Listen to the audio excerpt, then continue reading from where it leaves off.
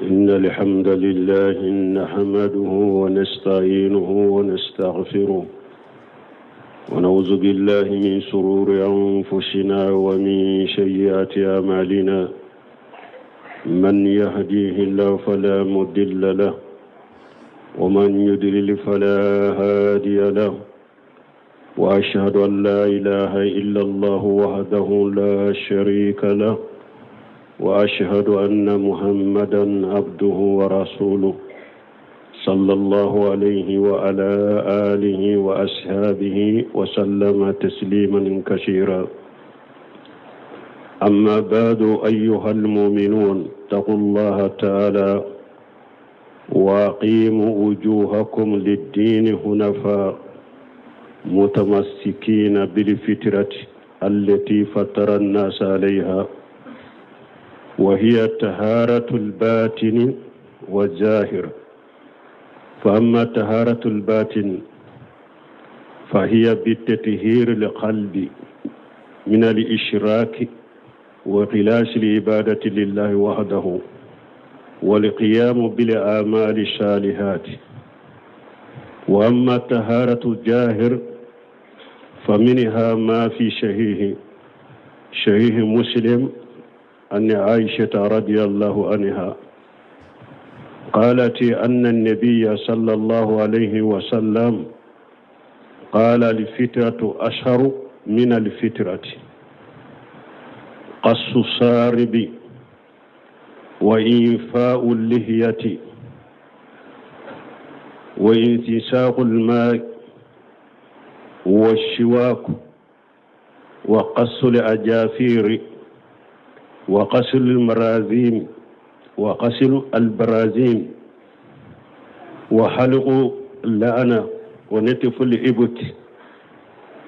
وانتقاص الماء يعني الاستنزاء.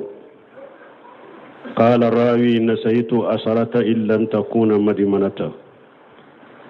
أنبياء لتنو أنبياء يا فدلي أنبياء نيني على في أكانكشي كباني ركون تورو منانك بارجو نيالي جومين كندا ودي كندا بغاي نيالي جومين فيلي كندا بغاتي سرولا أنبياء سيريا ما شيت مني باتوكي لما كاكاني على كلم بيوتي جوني وانت على لا ambe soriya muhammad wala ka jondo ala ka cirendo kisini nema bakana ka dunkana ka shebon ala ku kisi min ka chakosobe no temina ka boye mu'minu ay siralanye masamin korota lendo aka dusukun kalashi ka wujjo dina ye dina min jengena ka bo galon dina bema aka minalike ni danchogo ye ani sunnawiye dan cogo munu ni ala ya hadamaden da uka o dan cogo nyuma ye munye o yede hadamaden ka konona ka senaya ani kai ka kenemala senaya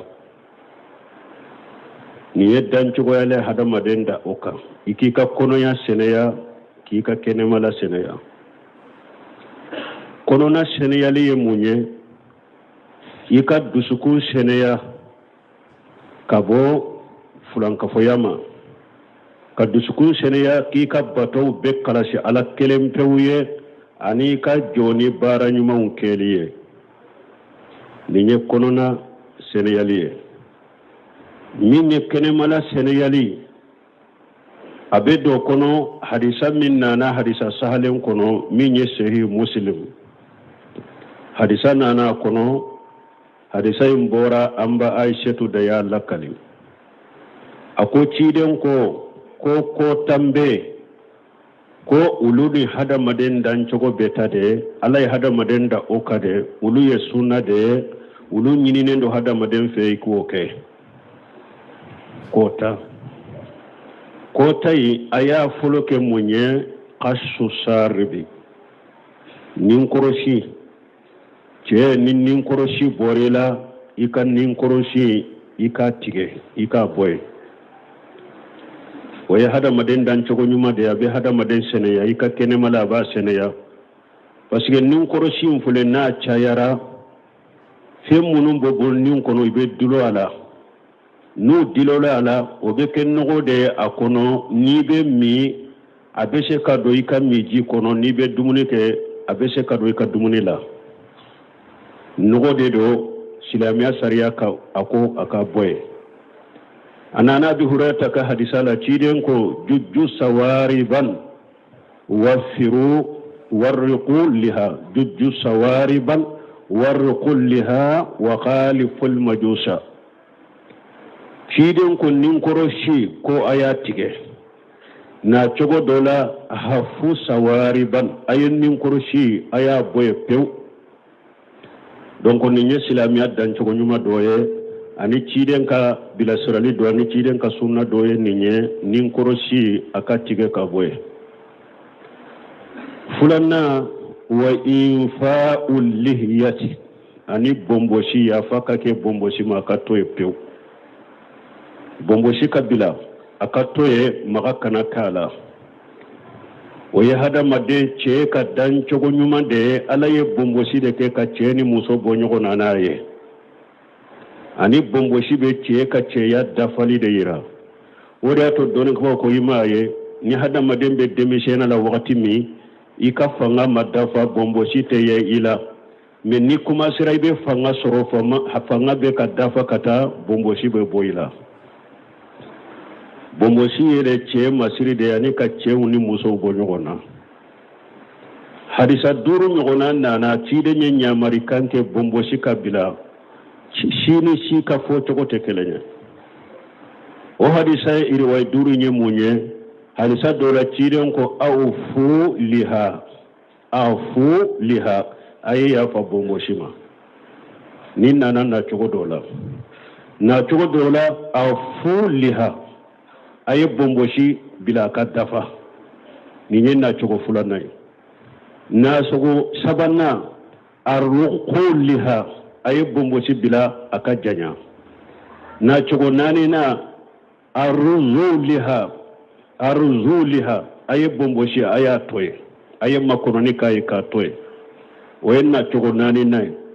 nacogo 5nan wafiru liha a ye bombosi bila a ka caya nin bɛ nana hadisaw kɔnɔ min b'a yira ko maga tɛ kɛ bombosi la bombosi bɛ tɔwɛ de maga tɛ k'a la a tɛ di fɛn tɛ tigɛ ka bɔ a la ni hadisa iriwaye 5 min filɛ nin ye ni nacogo 5 min filɛ nin ye kelen kelen b'a a yira de a ka tɔ ye de bombosi hari kuranna o de b'a kɔnɔ haruna qala ya buna umma la ta'khudhu billihiyati wala birash haruna ko musa ma ko n b'a denkɛ kanin mina nin bombosi ye kanin mina nin kunsigi ye nabi ɲuman tɛmɛna mɔgɔ ɲuman tɛmɛna a bɛ bombosi tigi de kana rasulullah sallallahu alaihi wasallam kasul lihiya ciden tun ye mɔgɔya ka bombosi tun ka ca kosɛbɛ bombosi caman tigi de tun ye ciden ye sallallahu alaihi wasallam hadisa min bɛna min ye ko Abdullahi ibn Umar ko n'a taara hiju la ubiyɛn alimura a b'a ka bombosi tigɛ nin ye Abdullahi ibn Umar yɛrɛ ka yɛrɛ jija de ani sɛbɛw tɔw ma bɛn nin na a ka kɛwale min filɛ nin ye fana ani ciden ka harisa sahalen tɛ ɲɔgɔn ta depuis Abdullahi ibn Umar tun t'a kɛ wagati bɛɛ ko n'a taara alimura la dɛ n'a taara hiju la o yɛrɛ a tɛ bombosi bɛɛ tigɛ dɛ a b'a bolo de fa bombosi la ni to min tora bolo fa in kɔfɛ a b'o tigɛ donc o ni e ka bombosi tigɛ cogo tɛ kelen ye o ni e ka bombosi din cogo tɛ kelen ye et puis delila tɛ se ka kɛ ni Abdullahi ibn Umar ka kuma ye ka ciden ka kuma to ye donc bombosi maga tɛ k'a la foyi tɛ tigɛ ka bɔ a la hali dɔnnikiba minnu ko fɛn bɛ tigɛ ka bɔ a la u bɛ nakataw kɔnɔ foyi tɛ tigɛ ka bɔ bombosi la i b'a to a cogo de la bombosi di haramu do silamɛya sariya la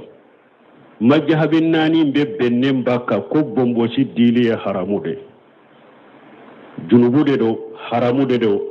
wajibi bombosi ka bila bombosi dili ye haramu de majahabi tigi bɛ bɛnna o kan ko bombosi di ye haramu ye et puis bombosi di mun y'a kɛ haramu ye parce que hadisa dɔ la Abi Hurairata ka hadisa ciden ko khaliful majusa ko a ye majusiyaw fɔ ko ɲɔgɔnya majusiyaw de be bombo sidi hadisan na cogo do Abdallah ibn Umar ka hadisa khaliful mushrikina ko ay mushriku fonko nyonya mushriku de be bombo sidi akana ka bombo sidi donc ni mo min be bombo sidi bilala ciden ka sosolila ciden ko ka bilade ya fakke kamade an ka janyadi ni e ya di ye ciden soso kele bombo sidi la kafiri la degela de ye fula parce que ciden ko ay mushriku fonko nyonya ay madusiya fonko nyonya ni e yi bombo sidi ye mushriku la dege ye madusiya la dege ni nye fula sabana bombo sidila uko aibe muso bonko nyogonya de ye mo ni bombo site yala aba di ka boy iye muso de bonko nyogonya ciden fana ko lana Allahu al mutasabbihina min rijal bin nisa ciden ko ce munumbu yere bonko nyogonya muso wala ku dangalende do donc bombo sidi muso la dege bala bombo site muso de la ce kana ke ko bombo site ye ela muso la dege de do ewa bombo sidi ibe do alaka dali yele malila ni mo min kam masini de be e bolo duguje ibi ka bolo ki ka bombo la de folo ni e ewa shimi nye do ina tige ka boy bombo site ye ela ala yike bombo sitigi fana ye meate ye ela eye alaka dan chugo yele mabagade alaka dali yele mabagade eye parce que ala ya yira ala ko fo bombo side ka ye nela meate ye nela yi alaka dali yele ma donc cide nyamari kan fulana ninde akoy ya fakka ke bombo si kana tige ka boy aka bilade minye sabana washiwaku ani gese dan chogo nyuma de gese ciden ka sunna de gese ciden ko lawla ani asqala ummati la maratu biswaki ma kulli udui wa fi riwayati ma kulli salat ciden ko na tunte gele ale kam manton ka tumbu nya mariani uku da gese salliji ka gese do da kuno ka gese ube sallu ku da gese donc gese fana hada maden ka gese ka ki bolo bi da gese na ye ciden ka sunna do hada maden ka dan chogo nyumando gese abe gele kai ka ke wakati dama dawla wakati folo ni da kasa yele mana imena imami ube imena ima dumunike ube ka kuma chaya ube ka makuni chaya ube ye fendo du kasa be minna da kasa yele mana ida gese libe gele ya kan yorola afulana ni bena salijita ibi da gese asabana ni bena salibe gese ki da gese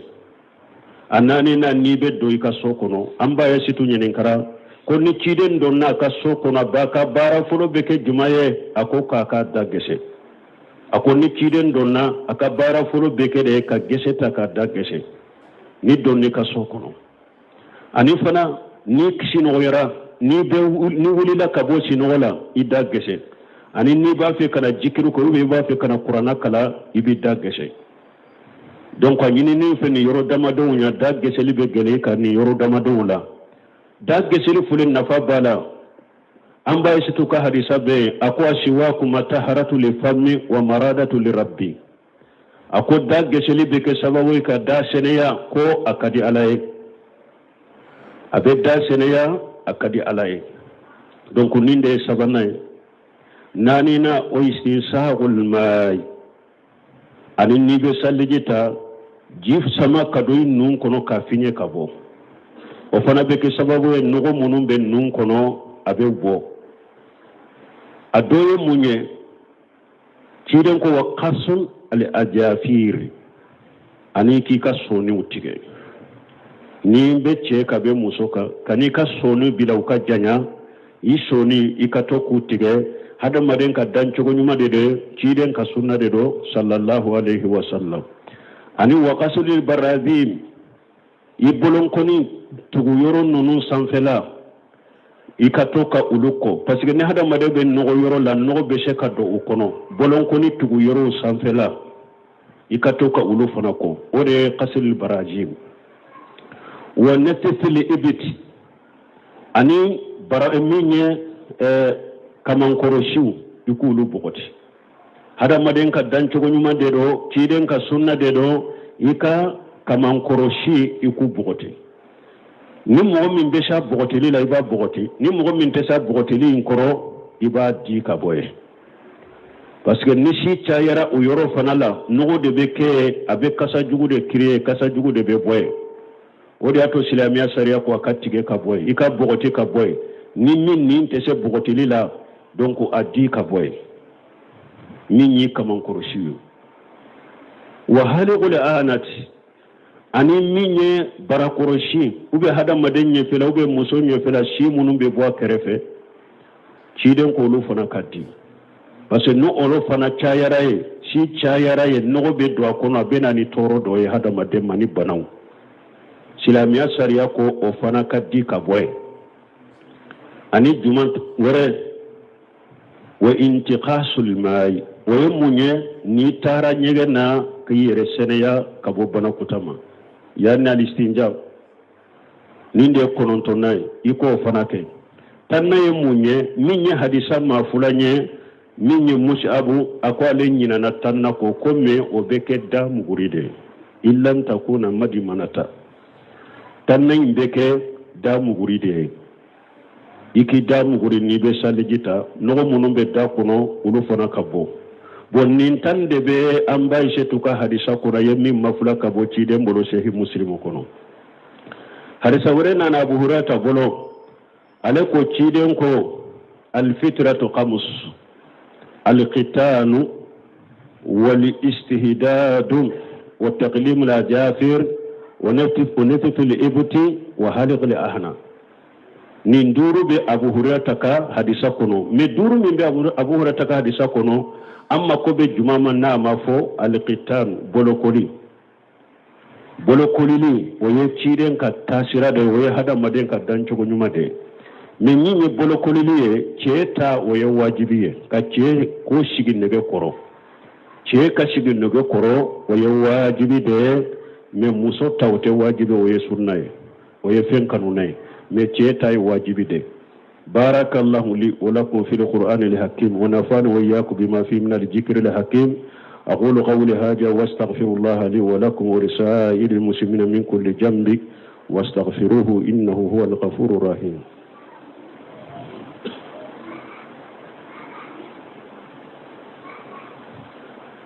الحمد لله رب العالمين والصلاة والسلام على نبينا محمد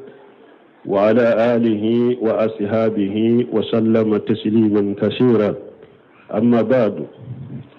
أن أنس بن مالك رضي الله عنه قال اقتل لنا في قش الشارب والتقليم لأجافير ونتف الإبت وحلق الآنة أن لن تترك أكثر من 40 بل ما أن يمنوا فتح minye soni tigeli ani ninkoroshi tigeli ani ewa barakoroshi ani kamankoroshi ana siguru maliki ka hadisa nana ko chide nye wakati doke nunun tigeli o wakati kana teme abara fo aka suru yu tige ako chide nye wakati kanye ninkoroshi tigeli la ani soni tigeli la ani kamankoroshi tigeli ani barakoroshi dili ku ukana teme tilebi nanika mana tilebi nani duguma ibeshe ka fenkare dogo ku ibeshe ka ke ube ni e yere ya do shin nunun bora doru cha yere ibeshe ku di me chide nya dati de ke ni ameni na umeni la chogo akana teme tilebi nani ka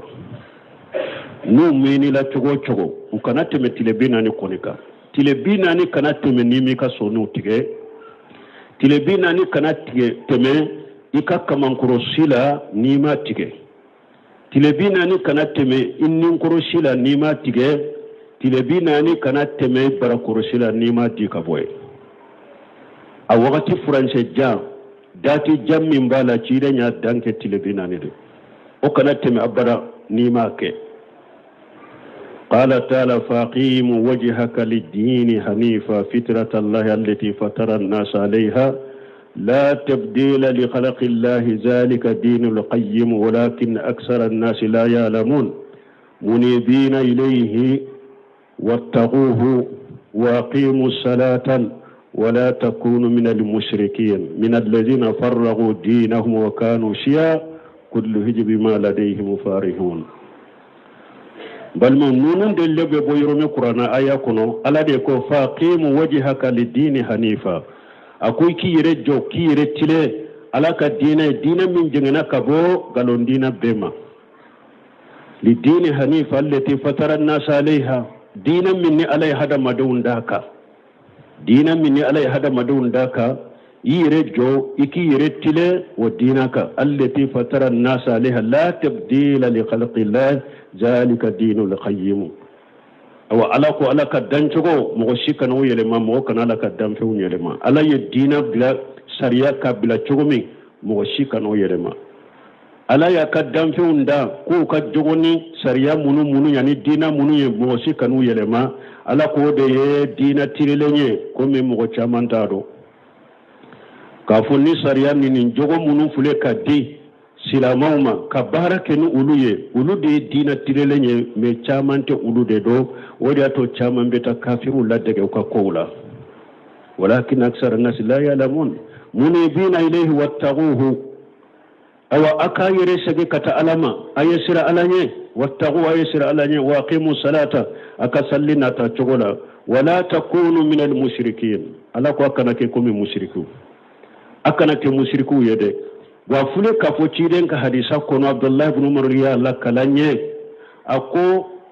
afu sawariban wafiru liha qaliful mushrikina ko ya kannun koroshi utige aka ya fa bombo shima ka bila ka chaya aka mushriku fonko nyogonya wa aya kuna la ko wala takunu min al mushrikin akwa kana ke komi mushriku de من الذين فرغوا دينهم وكانوا شيعا مشركوا يمغو جمعيه ولو ديو كدين فرافرا كاكد جمع كلو كل حزب بما لديهم فارحون جمع كلو بي أبيك غلوم من كالين نسونجالين أتاي كلين كلي بافا لرتادي يتنياي أبين نسونجانا كاسرون غلوندو donc ala ko mu'minu kana ke ko mulu nyogo silamo kana ke ko mulu nyogo silamo eka adabu ika jogo ni alaka e wasariya jogo da ni cide nye munu fu iye ala yode fo qur'ana kono o ma kana lil mu'min wala mu'minati idha khada Allah wa rasuluhu amra an yakuna lahum khiyaratun min amrihim ala ko ateddaga mu'mini cemaye ateddaga mu'minu musomaye ni ala na ka cide nye kiri min tige ka ke jogo mi kam nyamaru kam mindi ateddaga au kan nindi ngako la ka ka suganti ko ola ni ala ko mi ayetoko ni ciiden ko mi ayetoko ako ladege akodeta wama atakum rasulu fagujuhu ma nahakum an fantahu ciiden min dama sariya la ya mina tiyene ya bali min na ya toy ni islamu ba soro uba fe ka fara nyogon ka fanga soro de fu kattu ala tade ko kattu ciiden tako nan tugura ala kan yamar kanko an tugura ciiden kan yamar kanko ala yam fatanya ka bo mun na nyu toy ciide ñam fatanya ka bomunu nya anyu toy ambe fara nyogon ka ambe barka soro dinya kafiri be ba yire nyini me tanke islamu maka o chogola mbalimo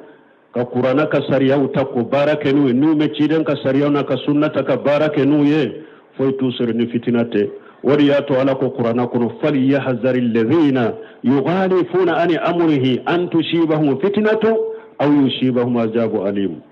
ala ko mo ko yere koloshide mogo munun be ciiden ka nyamaru ko fonko nyogonya ala ko ku jantu yere la de ku yere kolosi depuis ka janya na mo yakono fitina kan usoro o fitina ye munye ku dusukun jenge ka munafiqiya bulu dusukun kono anika ewa fitina wala shuma sécurité baliya jamana ben noni hada madum ben noni mogo be nyogon jugu yaw be nyogon kono ya wute se ka fara nyogon ka fana ni jinya fitina wude ala ko mogo ku yere kolosi de munum be ciiden fonko nyogonya akanya mar kauna ku yere kolosi jiya kono ala kana fitina la suma ube yomal qiyamah do akan ala kana la jaba la suma la jaba min bo la dimi donc namba fi an kala fi an kanyana ma yakono ciiden ka tasiraw de kanyini an ka barake nuye no sino hada madum be lafiya nyini yoro ni ciiden ka nyamaru ka batolite ni qur'ana ka sariyawte ni qur'ana ka adabute ni ciiden ka sunna ka adabute ni hada madum ye lafiya nyini yoro ate soro lafiya be soro ala tuguli de la ka tugu ala ta ko lafiya bɛ sɔrɔ ka tugu ciden ta de ko awa olu de bɛ mɔgɔ fara ɲɔgɔn kan fana dɛ foyi tɛ se ka silamɛw fara ɲɔgɔn kan ni ala ta tɛ foyi tɛ se ka silamɛw fara ɲɔgɔn kan ni ciden ta tɛ sallallahu alaihi wa sallam mantonw fɔlɔ n'i y'a ye u ye diɲɛ mara u sera bɛɛ ma u sera diɲɛ ka kafiri bɛɛ ma u bɛnna ala ta in de kan u bɛnna ciden ka sunna in de kan u ma fɛn bila ninnu fura de ɲɛ o de y'a to u ye diɲɛ bɛɛ mara mais mun y'a to mantow laban u bɛ dɔgɔyama la u bɛ gɛrɛntɛ la hali u yɛrɛ ta t'u yɛrɛ ye u ye ala ta de bila ka sunna bila o kɔfɛ olu b'a ɲini fana ko silamɛw ka bɛn o kan silamɛ tɛ se ka fanga sɔrɔ o kan fanga bɛ sɔrɔ silamɛya ka adabu de kɔnɔ fanga bɛ sɔrɔ ciden ka batoli de la walillahi al-izzatu wa li rasulihi wa lil mu'minina walakin al-munafiqina la ya'lamun ala ko ni mɔgɔ min bɛ kɔrɔta ɲini kɔrɔta bɛ ɲini ala kɔrɔta bɛ sɔrɔ ala ka bato de la kɔrɔta bɛ sɔrɔ ciden ka batoli de la kɔrɔta bɛ sɔrɔ de mumini ɲumanw farala ɲɔgɔn kan ka minnu kɛ adabu ni sira ni sariya ye ka fara ɲɔgɔn kan o la k'o kɛ ala ko kɔrɔta bɛ sɔrɔ o de la mais a ko munafiqu t'o dɔn dɛ munafiqu ɲana diɲɛ ko kura minnu ɲana n'an ma don olu de la k'an yɛrɛ kari olu de la an tɛ se ka fanga sɔrɔ la fanga bɛ sɔrɔ ni ala bato de fanga bɛ sɔrɔ ni ciden batoli de fanga bɛ sɔrɔ de sahibaw tabinaw ni mumini ɲumanw farala ɲɔgɔn kan ka minnu kɛ sira ye fanga bɛ sɔrɔ olu de tugu ɲɔgɔnyali la an bɛ ala deli ala ko nɔgɔya jamana in ye ربنا آتنا في الدنيا حسنة وفي الآخرة حسنة وقنا عذاب النار ربنا لا تزغ قلوبنا بعد إذ هديتنا وهب لنا من لدنك رحمة إنك أنت الوهاب اللهم اجعل الإسلام والمسلمين وأذل الشرك والمشركين ودمر أعداءك أعداء الدين برحمتك يا أرحم الراحمين سبحان ربك رب العزة عما يصفون والسلام على المرسلين والحمد لله رب العالمين